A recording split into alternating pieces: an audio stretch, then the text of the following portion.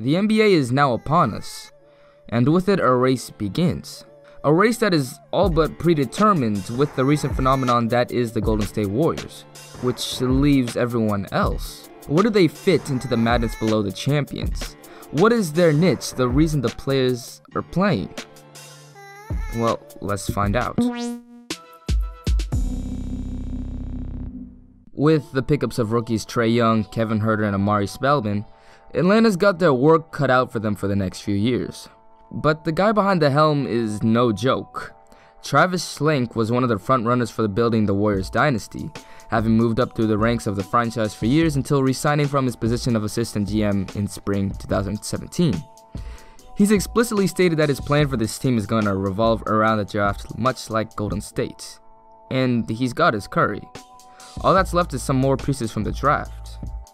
And development. A lot of it.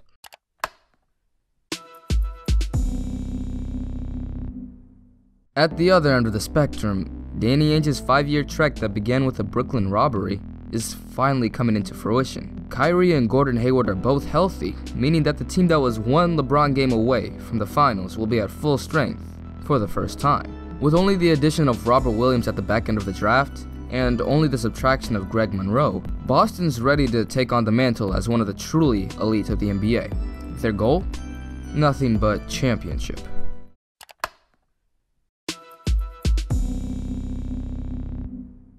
On the other side of the trade, GM Sean Marks is trying to build a culture for a team that hasn't had one since Jason Kidd. D'Angelo Russell will finally get his first shot at leading a team for a full season, supported by much other improved guards than Spencer Dinwiddie and Joe Harris. Rondé Hollis-Jefferson and Jared Allen are both also main pieces in this project, players that have a lot of potential on both sides of the ball. Dejajan Musa is also a low-risk, high-reward first-rounder that could become a competent scorer in the league. Overall, the Nets are focused on baby steps, and the top is still far from reach.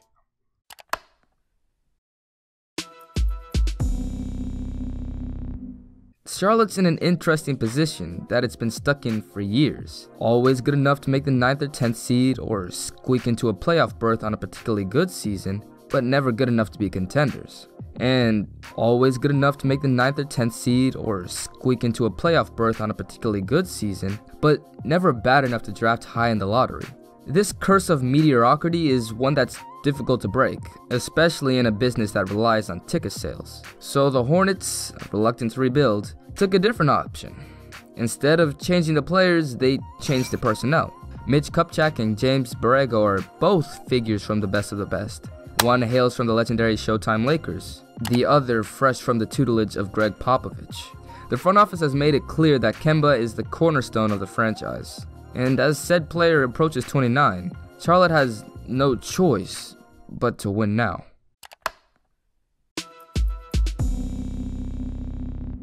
Future franchise cornerstone Lauri Markkanen is out for about 2 months before the season even starts, which doesn't bode well at all for Chicago.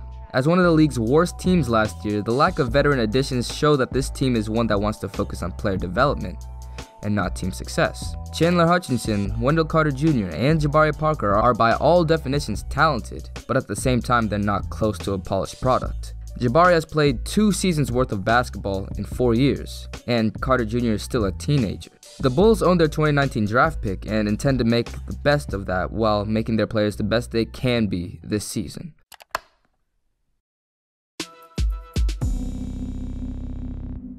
LeBron James is gone, and so are Cleveland's finals hopes. But rather surprisingly, the Cavs are still suiting up to compete this season with the re-signing of Kevin Love and the retention of last year's core, sans LeBron of course. But with a host of young players in Jordan Clarkson, Larry Nance, Rodney Hood, Cedi Osman, and of course, Colin Sexton, there's more complexity that comes with Kobe Altman's attempts at winning. The interest in Jimmy Butler by the Cavaliers is telling, but so is the mid-season trade of last year. This team is one that will try to be competitive, but it will also focus a lot on player development.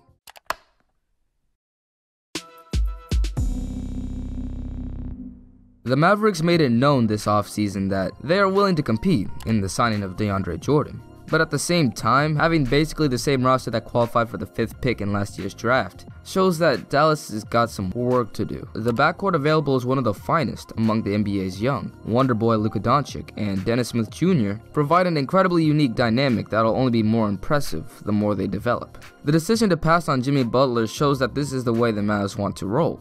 Banking on Doncic's transcendent abilities is what they're focusing on, and they believe that a playoff berth is possible even now.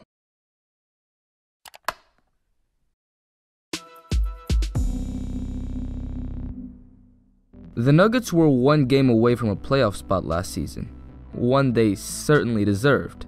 Led by Serbian wonderkind Nikola Jokic, Denver was the premier young team of the West. The 3 leading scorers had less than 4 years of experience under their belt. Nikola Jokic is already knocking on the door of the game's elite, while Gary Harris and Jamal Murray are young stars in the making. The second half of the season was a scoring frenzy last year. After the All-Star break, they led the league in points a game at 115. In the last 10 games of a frantic playoff push, without the services of Gary Harris, the Nuggets won 7 of them, with Jokic posting averages nearing 25 points and 7 assists, as well as Will Barton putting up 20 and Murray creating 18. The sole free agency signing that the Nuggets made was Isaiah Thomas, who agreed to be a 6th man. Denver is a team that believes they can compete, for now and years to come. But this isn't a rebuild, not by any means. Oh, and the #1 high school recruit in the country and Michael Porter Jr. might be able to play. In an attempt to break the mold, Detroit took a gamble last year with the franchise cornerstone Andre Drummond approaching his 7th season. Blake Griffin, the freshly signed, newly minted Supermax player, was traded in exchange for pieces that hadn't been fully assembled yet. In doing so, the Pistons locked in their outlook for the recent future, that being win now. Ed Stefanski, the key decision maker behind the trade, said himself he would rather have Blake Griffin than the 2018 draft pick, which was 12th. Of course, that might seem obvious at first look, but that speaks volumes. Blake Griffin hasn't made an All-Star game in 3 years and is one of the most injury-prone players in the league. The 2018 draft class is looking to be one of the deepest in recent memory. What the Pistons look to be doing is win games. And if they have to sacrifice their future in both the subtraction of future assets and cap space, it'll be worth it. Anything to get away from the trap of mediocrity. While the team may look like it's not one to be desired, the roster they've got is what they'll be going with for a long while. 2 MVPs, 4 All-Stars, that was before they added Marcus Cousins. Enough said.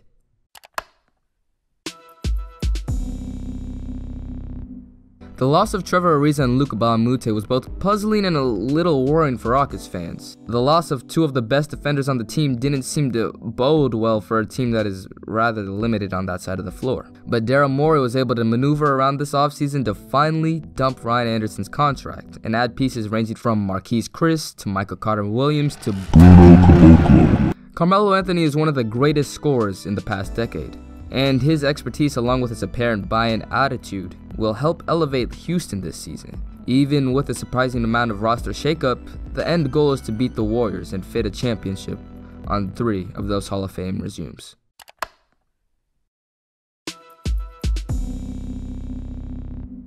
The Indiana Pacers nearly bested playoff LeBron James. That sentence alone without a doubt has hovered around the front office throughout the offseason, and the goals of the team centered around that. The greatest part about this team is that going into this year, Darren Collison is their oldest player, at 30.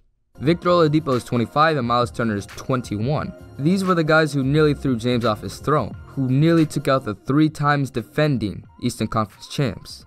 The addition of Tyreke Evans was a sure fit for Indiana. The jack-in-the-box offensive player is more than arguably an upgrade over Lance, and the continuity of the team will likely propel them deep into the playoffs this year.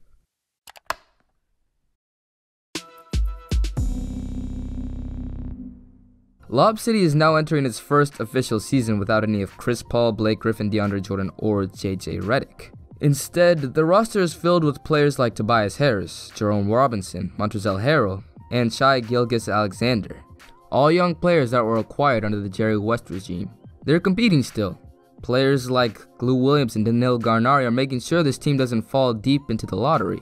But at the same time, acquiring assets is the main priority of this team.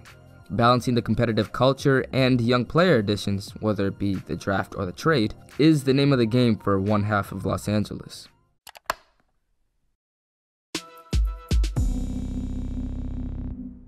LeBron James is on the Lakers. That doesn't mean, however, that this team is looking to win now. Sure, you could look at LeBron's 8 straight finals appearances, his ability to quote-unquote carry any team deep into the playoffs, among other things. But LeBron bought into a plan. He knows that joining a team with majority players under the age of 22 is going to take time, and this isn't the year yet. He signed a 4-year contract knowing full well that there are going to be some kinks that need to be worked out, skills that need to be polished, and attitudes that need to be matured. This year is simply prepping this team for contention in the future. Next year, when LA's got the cap space for another superstar, LeBron's Lakers will be ready.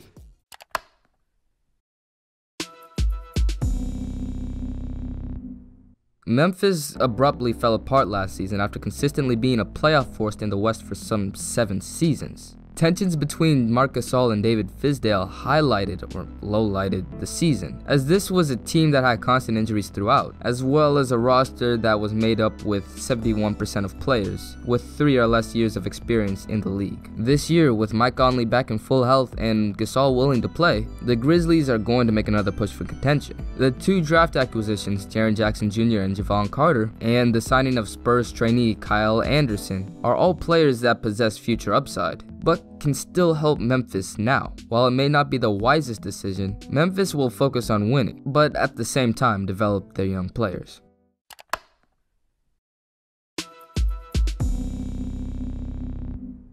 With Pat Riley at the helm, still 5 years removed from their last championship, Miami's looking to win. That much can be shown by the level of continuity since the insanely promising 30-11 run that put an exclamation point on the capabilities of that roster. The turnover from that season to this one consists of 3 impactful assets, that being the addition of Kelly Olynyk, Bam Adebayo, and Dwayne Wade. Continuity is what the Heat are banking on, despite the disappointing 2018 campaign that led to an early playoff exit. Hassan Whiteside has made amends apparently to his team, and they're ready to go show what they can do.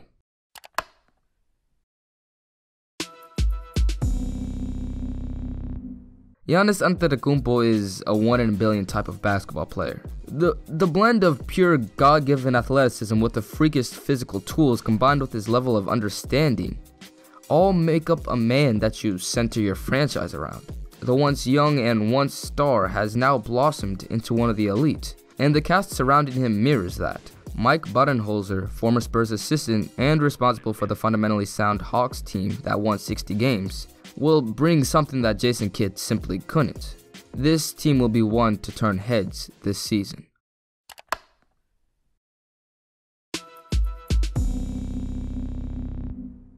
The Minnesota fiasco was one that baffles.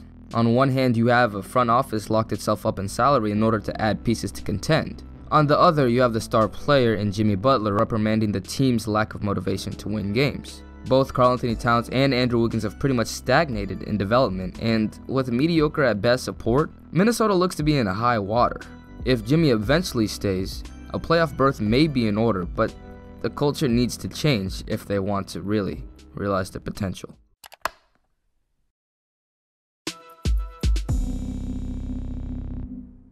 Anthony Davis has worked year after year in New Orleans until his 6th season finally let him pass the first round of the playoffs. As another 1 in a billion type player, it's up to the Pelicans to make bank on such an opportunity. Judging from last year's post-Boogie performance, the retention of the roster plus the additions of Julius Randle and Elfrid Payton look to all but put this team in a situation approaching the worthiness of AD.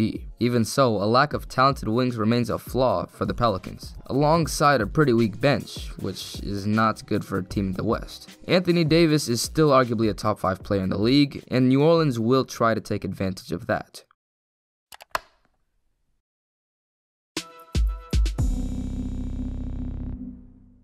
Kristaps Porzingis still has no timetable to return. With that still in mind, the Knicks are still rebuilding in the post-Melo era. The draft garnered them Kevin Knox and Mitchell Robinson, both very quality players for their positions. In free agency, Mario Hezonja, one of the forgotten of the 2014 draft class, was acquired solely for his upside. Even with players like Enes Kanter and Tim Hardaway Jr., make no mistake that this team won't be contending for much. The potential of a young core, including Porzingis, Ntilikina, and Knox, is one that must be absolutely tantalizing for the front office. It's likely that their narrative will change significantly next season, but for now, it's about the learning process.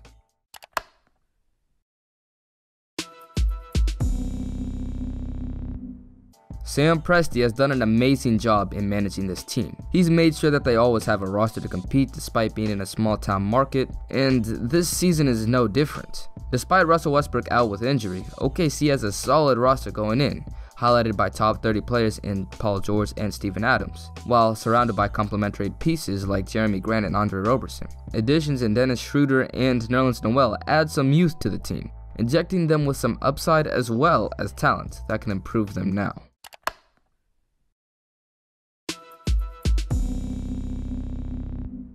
The Magic are easily in one of the worst positions of the league. They haven't made the playoffs in some 5 years, and they've just won 32% of their games since that time. They have some young talent, the obvious being Aaron Gordon and Jonathan Isaac and Mo Bamba, but the rest of the roster is oddly built. Nikola Vucevic, DJ Augustine, and Jonathan Simmons are veterans that could be contributing on better teams. Evan Fournier is another young player that is still pretty promising, but the main focus is on the 3 frontcourt guys they acquired through the draft.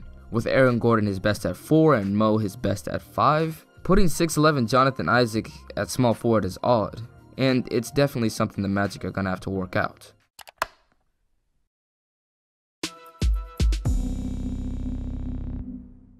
Philadelphia has mastered the process, with a 52-win team getting 1 year older, as well as Ben Simmons becoming an official second-year player. This team is focused on nothing but a title. While that may be far-fetched, the roster centered around Simmons and Embiid is nothing but impressive, highlighted by sharpshooter JJ Redick and young stars Robert Covington and Dario Saric. Markelle Fultz, if he pulls off a Simmons-esque quote-unquote rookie year, can be a major factor. Philadelphia, if injuries don't derail them, are a serious contender in the East.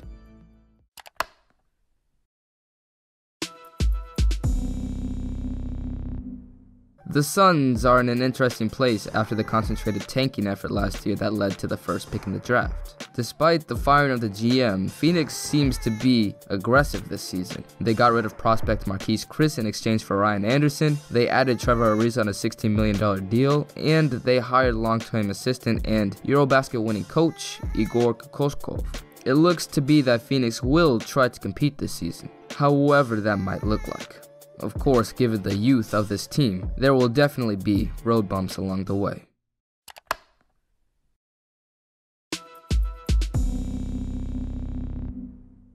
Portland is stuck. Their 2 guards are both under 6'3" in defensive liabilities. They lost their best defender and rebounder and Damian Lillard's must-keep player in Ed Davis. And they were swept by the New Orleans Pelicans as the 3rd seed in the West. Their young stars outside of Jusuf Nurkic haven't shown much, and their stars are in their prime. Portland will have to rely on their continuity and experience to compete, which may be difficult, but they have the tools to get into the playoffs.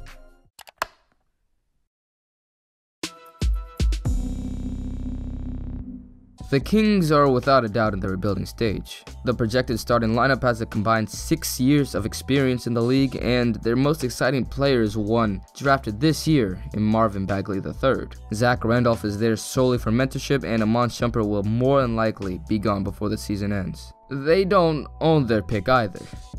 It's gonna be a rough season for Sacramento.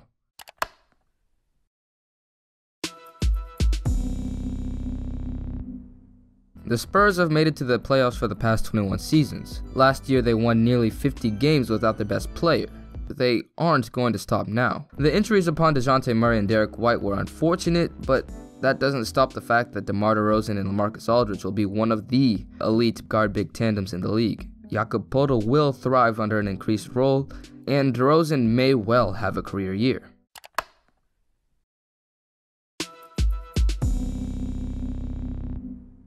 Toronto's bench mob is intact and a year older, and the continuity of the group is one of the league's strongest. The starting lineup is going to be a stock full of defensive extraordinaires, with the additions of 2 of the league's best in Kawhi and Danny Green, paired with the roster that won 59 games while holding a top 5 defense. This is a team that is laser focused on a championship.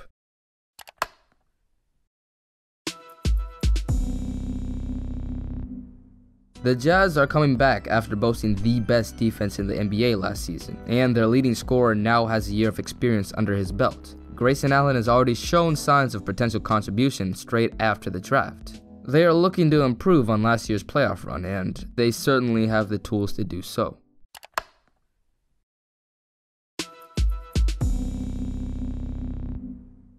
Washington's core continues to get older. John Wall is now 28 and Bradley Beal isn't that young anymore at 25. Last year was a bit of a mess in the locker room, leading to underwhelming performances in the regular and postseason. With the subtraction of Marcin Gortat and the addition of Dwight Howard, Jeff Green, and a healthy John Wall, talent level is definitely increased, but chemistry might be a problem. But if things run smoothly in the locker room, the Wizards could have a deep playoff run.